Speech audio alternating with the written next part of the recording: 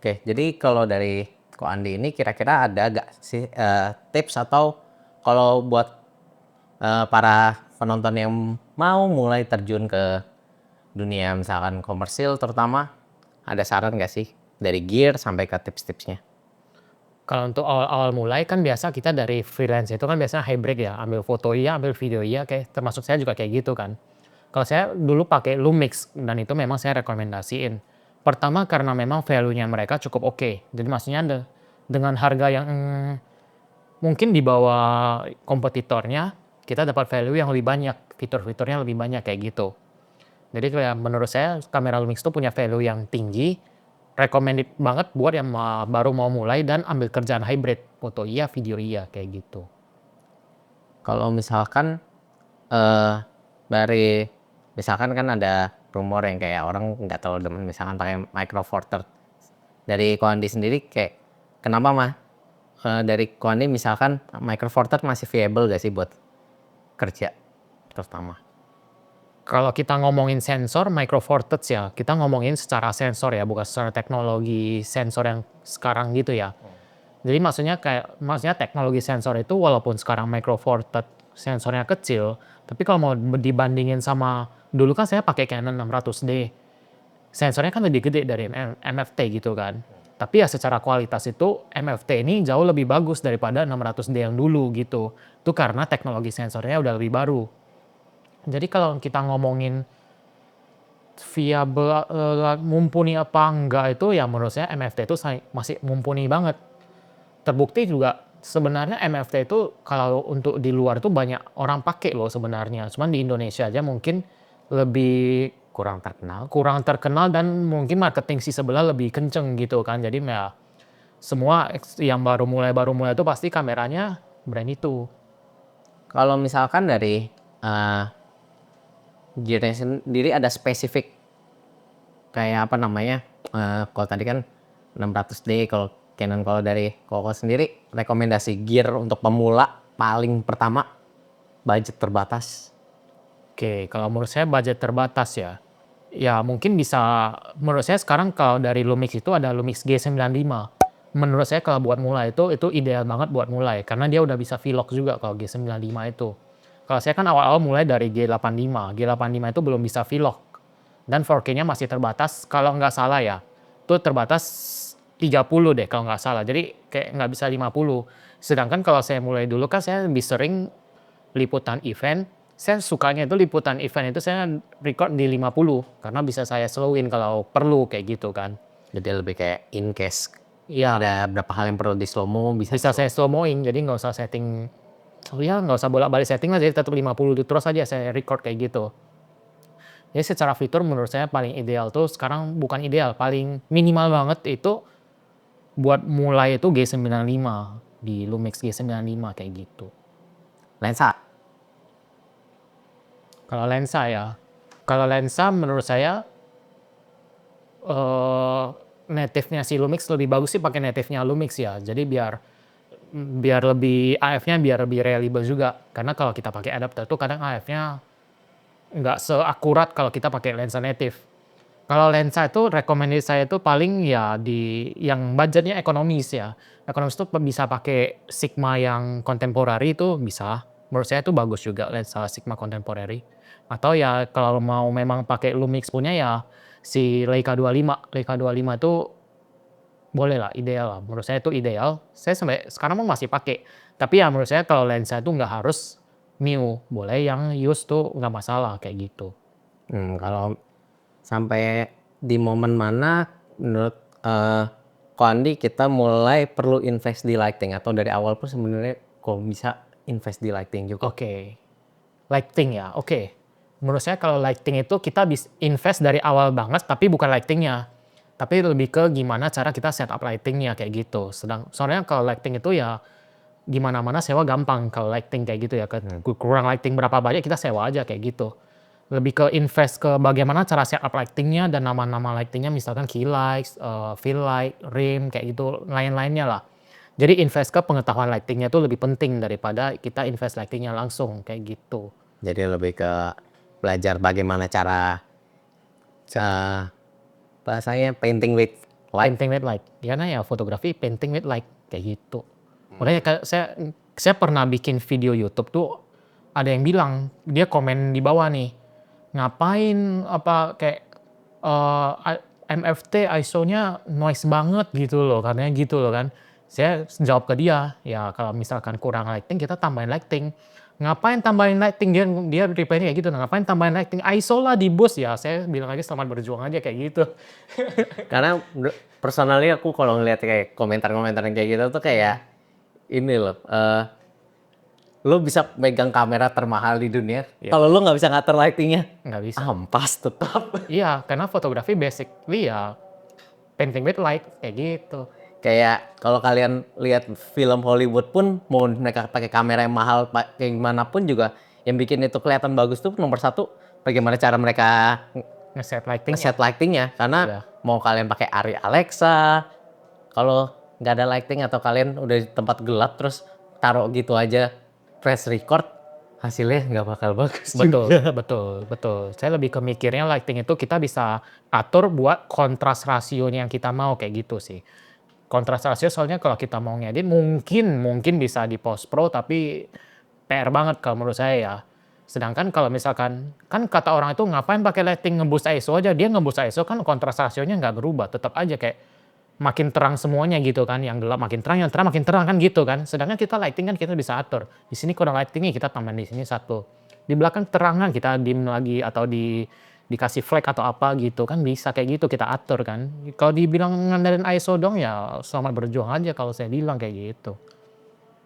Kalau nextnya aku ada pertanyaan buat Kondi, itu kayak kan kita tahu kemarin habis COVID, gimana cara Kondi kayak still trying to survive di masa COVID itu? Oke. Kan kayak yang kita tahu, gue dulu juga pernah waktu itu kayak sempet dapat kerjaan full time waktu pas sebelum COVID. Tapi gue kena layoff dari production house-nya karena COVID. Pas COVID, projectnya hold semua. Dari Betul. Kondi sendiri waktu itu gimana? Nah, memang iya pas COVID itu saya kayak 3 bulan awal tuh ya income-nya nol. Income-nya nol tapi kayak fixed cost-nya tetap jalan gitu kan ya. Pendapatannya minus. Tapi untungnya saya bisa survive tuh karena skala PH saya tuh belum gede. Jadi kayak fixed cost-nya nggak terlalu gede juga kayak gitu kan. Ya masih bisa lah kita nahan fixed cost-nya dari job-job yang kita udah ambil sebelumnya, tabungan lainnya istilah kayak gitu.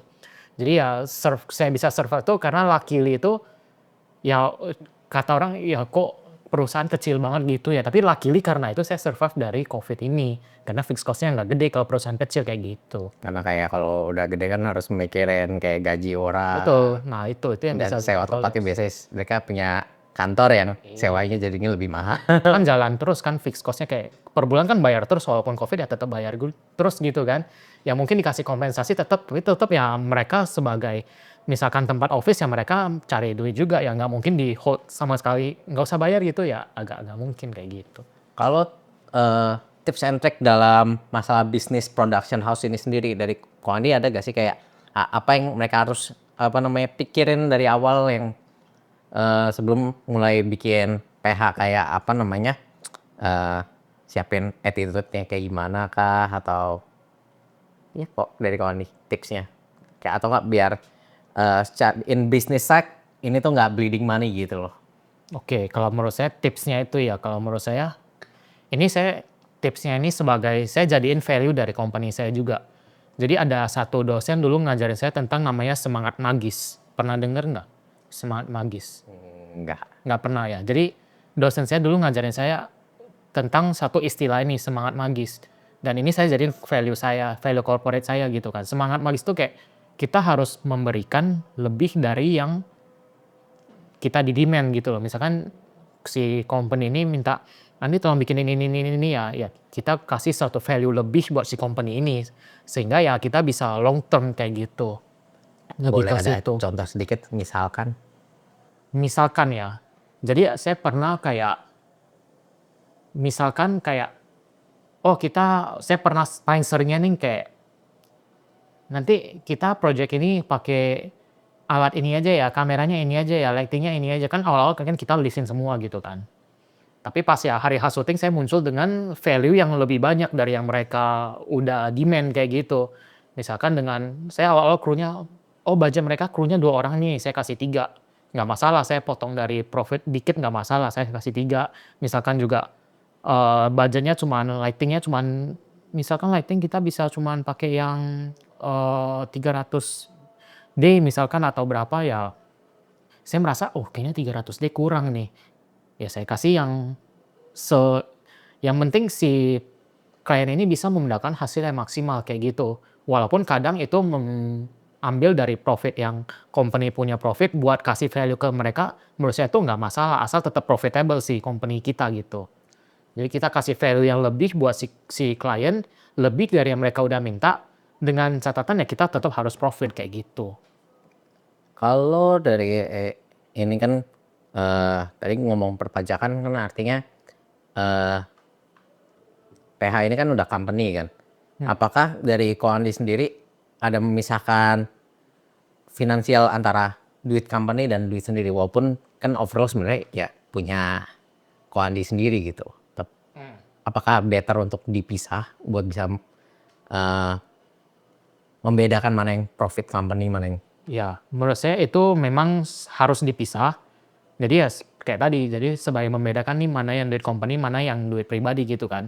Tapi untuk sekarang ini saya belum misah. Ya bisa dibilang udah pisah tapi si gajinya saya sendiri itu udah nol gitu. Jadi misalkan ada pengeluaran apa ya memang saya anggapnya itu saya reimburse ke company ini kayak gitu. Jadi ya dengan begitu juga saya kayak nggak sembarangan keluarin cost juga kayak gitu, karena semuanya ini dikebebankan ke company, kayak gitu. Nanti mungkin dalam waktu yang singkat tuh, kayak misalkan udah timnya mulai udah growing gede itu memang saya bakal harus pisahin, mana duit company, mana duit pribadi, kayak gitu. Tapi untuk sekarang masih belum dan ya sekarang ini, gajinya si Andi Wu sebagai GOP di sini, sebagai director di sini ya RP 0, kayak gitu. kalau misalkan kita ngomong masa depan ini dari Koandi sendiri lihat apa namanya dunia production itu di Indo dari zaman awal mulai sampai sekarang ada perbedaan nggak sih, atau ada Oh. improvement atau malah kurang improve? Menurut saya untuk improvement ya, kayak misalkan bidang video itu, sekarang demand-nya gede banget ke video, karena orang kan dari dulu kayak mungkin promosinya cuman flyer, desain, brosur gitu, sekarang orang udah video video video video, karena Instagram dan TikTok itu platform yang mostly video kayak gitu kan. Walaupun ya kadang maksudnya saya pernah lihat di IG itu katanya mereka mau nge-shift balik ke platform foto gitu, bukan platform video lagi, tapi video tuh take part yang gede di situ, di IG dan di TikTok gitu kan. Dan untuk bidang video tuh memang sekarang lagi booming banget 3D. Jadi makanya saya sekarang juga lagi pertimbangkan itu mau kayak tambahin pengetahuan 3D lah gitu. Jadi kayak saya misalkan ada klien yang butuh 3D, saya bisa kasih ke mereka juga. Jadi menurut saya masa depan dari video ini nantinya itu bakal ke 3D, video 3D. Karena ya handphone-handphone semua pakai 3D, Apple, Samsung, siapa, Ya. Oppo gitu semua, ya mungkin ada yang live shoot-nya juga, tapi mereka kan promosinya pakai video 3D. Dan sekarang beauty products banyak banget di mana-mana gitu kan, dan beauty products tuh semua, bukan semuanya, kayak sebagian besar ya pakai 3D yang gede-gede ya maksud saya ya. Brand-brand yang gede-gede ya mereka pakai 3D buat promosinya. Jadi menurut saya masa depan dari video ini dalam waktu dekat bakal ke 3D gitu. Kalau personally sendiri kan gue juga personal belajar Unreal Engine soalnya gara-gara ngelihat kayaknya sekarang lihat industri juga mulai ngarah-ngarah itu, jadinya kayak ya belum banyak yang bisa, coba belajar aja. Betul, itu menurut saya itu kalau bisa kita persiapan diri kita secepat mungkin ke 3D. Jadi kayak belum banyak yang bisa ya kita ambil kayak gitu. Tips juga sebagai orang yang biasa pitching itu buat mempersiapkan pitching atau handling klien itu gimana? Misalkan kan kayak kita tahu kadang banyak ada klien yang rese. Pada saat kapan Koandi bisa bilang no atau nolak misalkan suatu project, atau sampai saat ini biasanya Koandi yang ambil aja? Oh, kalau project ya, saya bakal nolak kalau saya merasa kayak ini kayak masih kejauhan nih gitu. Misalnya sekarang nih skala saya masih iklan-iklan yang digital gitu di medsos, YouTube. Ya walaupun ditampilin di TV saya sebenarnya pede-pede aja, tapi kalau misalkan dikasih project, "Kita mau bikin TVC nih." Biasanya, "Waduh TVC ya?" Saya pengen coba sih, tapi kalau menurut saya kalau misalkan nggak bisa deliver hasil yang paling oke banget kepada klien, mungkin saya tolak pas waktu itu. Jadi kalau saya bakal nolak kalau misalnya saya merasa kapasitas saya itu Belum sampai ke sana. belum sampai ke sana dan masih jauh gitu. Kalau misalkan, wah kayaknya saya bisa deh dan kayaknya saya pede dengan kapasitas saya, itu bakal saya ambil walaupun pas waktu itu juga saya merasa kayak ada keraguan sedikit gitu kan. Walaupun ada keraguan sedikit, saya merasa kapasitas saya kayak nyampe sih ke situ, saya ambil kalau itu. Tapi kalau misalnya tiba-tiba dikasih project yang gede banget dan saya merasa, waduh saya nanti deliver kliennya bakal oke nggak nih ya? Maksudnya kliennya saya kan pengennya long term gitu, nggak mau kayak sekali project ini walaupun gede, nanti kliennya nggak happy, Nggak di-cut, balik. ya maksudnya nggak di-kontak lagi, saya nggak mau kayak gitu. Saya pengennya deliver sesuatu yang misalkan bermanfaat buat klien dan bermanfaat buat kita juga, kan saya bisa jadi portofolio juga, itu saya ambil kalau itu. Artinya kalau dari Ko Andi itu juga daripada nilai project gede dan profit gede, lebih baik maintaining relationship-nya aja, Saya merasa walaupun lebih skalanya bagus. nggak lebih gede. Saya merasa lebih bagus itu, lebih lebih bisa panjang ininya lah, long term lah, lebih bisa long Artinya term. justru rada itu ya, apa namanya, mindset kebalikan dari fake it till you make it. Jadi kayak Ko Andi harus tahu dulu kapasitas diri sendiri. Ya, menurut saya fake it itu boleh, tapi jangan ya kita sadar diri juga jangan gap-nya terlalu jauh, tetap kita ambil aja. Menurut saya itu merugikan klien gitu loh, saya nggak mau itu terjadi kayak kayak klien nanya, "Lu bisa nggak bikin gini?" "Bisa Bu, tenang aja," padahal nggak bisa dan itu masih gap-nya masih jauh gitu. Waduh itu memang kan kadang orang lu kayak ambil dulu mikirin kemudian kan gitu, ada yang Iya, bilang kayak gitu banyak kan. yang Tapi menurut saya kalau misalkan gap-nya terlalu gede, saya kayaknya nggak mau deh daripada nanti kliennya merasa dirugikan dan nama perusahaan kita kan jadi jelek. jelek juga. Bisa bisa jadi kan si klien ini punya koneksi ke mana-mana nanti, "Waduh ini nggak bisa nih, PH ini kayak enggak lah, dia nggak oke lah," gitu ya. Bumerang Masalah. juga bumerang juga buat kita kayak gitu kan. Jadi saya bakal ngambil kalau saya merasa gap-nya nggak terlalu gede. Nah, kan kita kayak small step lebih bagus daripada big step tapi nggak nge-step kan gitu Iya. kata orang gitu kan. Lucunya saya pernah punya pengalaman dari teman yang juga sebelumnya dia nggak pernah ngambil foto produk, nggak pernah bikin foto produk sebelumnya, terus berani ngambil foto rebranding suatu brand, foto produk. Itu production-nya hell banget. Kayak karena kayak dia mungkin karena dia nggak tahu, dia pengen looks-nya kayak gini. Dia belum tahu cara bikin looks-nya kayak gitu. Jadi kayak misalkan foto produk, kalau aku sih personal, kalau misalkan kayak dulu di kantorku yang lama aku foto produk ya udah, waktu udah foto itu sebenarnya udah hasil akhir, kalaupun ada retouching-nya nggak ngerubah major 80% dari apa yang ada di image. Sedangkan kalau gini sampai kayak setiap misalkan foto flat play itu ada barang-barang kan. Ketika barang-barangnya itu harus di selection ulang semua, terus di recompose ulang lagi, background-nya diganti lagi. Terus bayangan yang di produknya sendiri pun highlight-nya diubah total. Jadi kayak bisa digambar ulang, kalau itu ngapain foto, mending dari awal. Kan itu dia nggak tahu tekniknya. Ketika waktu saya cari tahu lagi tekniknya, ternyata itu fotonya sama di foto 2 kali. Ternyata yang satu dia pakai hard light, yang satu dia soft light, digabungin dua-duanya, makanya bayangan di produknya bisa soft light, tapi bayangan di bawahnya itu hard light kan. Karena dia nggak tahu, editingnya jadi hell. Jadi kayak menurutku yang kayak gitu-gitu sih yang rada seram sebenarnya. Iya. Ya kalau merasa kapasitasnya memang bisa dan gap-nya nggak gede ya boleh-boleh aja, ambil the risk-nya dikit gitu kan. Daripada nggak nge-step walaupun kan tadi bilang small step better than big step tapi nggak nge-step gitu kan. Ya kalau misalkan small step kita bisa ambil tapi nggak nge-step ya sayang juga kayak gitu. Jadi ya lebih ke tahu kapasitas kita. Kalau gap-nya gede ya saya personally bakal mungkin saya belajar dulu ya, itu kita harus tetap belajar gitu jangan ya ditolak tapi ya udah santai aja ya nggak boleh gitu juga Itu gitu. jalan di tempat kan jatuhnya. Iya, Nggak ada jadi improvement. kita tolak ya bisa aja saya dulu kepikiran kalau misalkan saya nanti suatu saat ketemu project kayak gitu, saya tolak tapi saya bikin sendiri. Misalkan dimintanya bikin apa nih? Oh, kayaknya belum nyampe deh Bu, maksudnya kayak gap-nya masih jauh kan, jadi saya tolak dulu, tapi saya bikin sendiri kayak gitu, lihat saya cukup nggak kapasitasnya untuk ke situ, kayak gitu. Kalau misalkan buat yang baru kayak gini kan, kalau misalnya ditanya, portofolionya mana? Saran Ko Andi, Hmm. kalau dari Ko Andi artinya bikin kayak iklan buatan sendiri atau gimana? Kayak misalkan kalau ditanya portofolio misalkan buat iklan di sosmed, kita belum pernah bikin sebelumnya. Itu better kayak kita keluar modal sendiri bikin kayak fake ads gitu atau Menurut saya sih enggak sih ya, portofolio menurut saya ya harus memang yang kita udah bikin gitu. Kadang juga saya agak agak gimana gitu lihat orang kayak misalkan dia nongkrong nih, saya pernah nih ketemu soalnya, dia nongkrong di satu kafe yang terkenal banget nih kan. Dia foto aja di situ. Memang ya foto pakai kamera bukan pakai HP langsung jepret gitu. Tapi langsung dibilang si kafe ini adalah klien saya. Saya dalam hati mikir, "Oh iya emang iya ya." Kayak gitu itu kan membohongi orang kayak gitu kan. Dan kayak menggunakan nama orang secara secara sembarangan kayak gitu kan nggak boleh. Jadi kadang saya kalau ketemu orang kayak gitu, agak gimana gitu sih.